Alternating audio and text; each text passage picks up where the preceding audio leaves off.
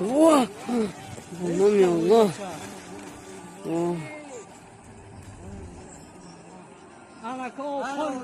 О, усра! Его! Ya Allah!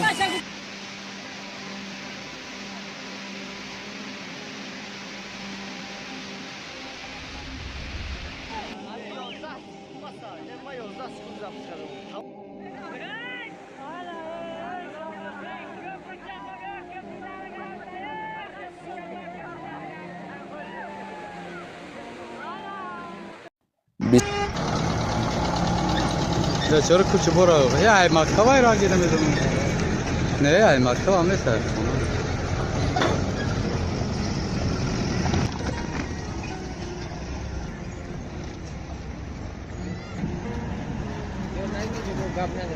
Ne ucudan griftim. Ucura çırtıcı geçti. Bismillah ve salatu ve selamu ala Resulillah. Assalamu alaikum ve rahmetullahi ve barakatuh. برادران عزیز و خواهران اهل اسلام، بر همه ما و شما معلوم است طول چند وقت می شود، چند مدت هست که در تاجیکستان ناخوشی ها و آفت ها رو روبرو شده است. یکی از این حالت ها این بود که در مرزهای بین واروخ و قرقیزستان خیلی جنگ شد و این هم یکی از ناخوشی ها نسبت دولت ما می شود. و روز 8 مای سال روان در دهه کویبش ناحیه عبدالرحمن جامی باران شد، سیل آمد و چندین خانه ها را ویران و چندین زمین ها را نابود کرد. این هم یکی از آفت های هست. راستی بعضا نوارهایی که در یوتیوب هست، نوارهایی که در سامانه های اجتماعی هست میخوانیم، در آنجا روس ها می نویسند و قرقیز ها نویسند که دعای بر نسبت همین دولت ما میکنند. فراموش نکنید که این زمان دوست یافتن دشوار است.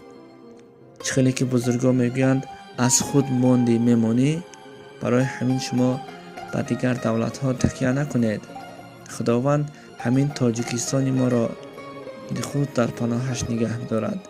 جناب عالی را هم در پناه خودش نگه می‌دارد. برای آبادی وطن، برای آبادی ملت، برای پیشروی دولت سعی و کوشش کرده ایستادند و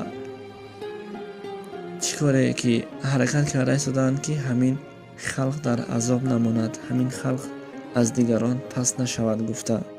این هم برای آبادی دولت ما کار میکند. بسیار خداوند دولت ما را از این گونه آفت‌های زمین و آسمانی در پناهش نگه می‌دارد و جناب عالی را هم عمرش را دراز، تنش را صحت و دشمنانش را نیست نابود کند و همیشه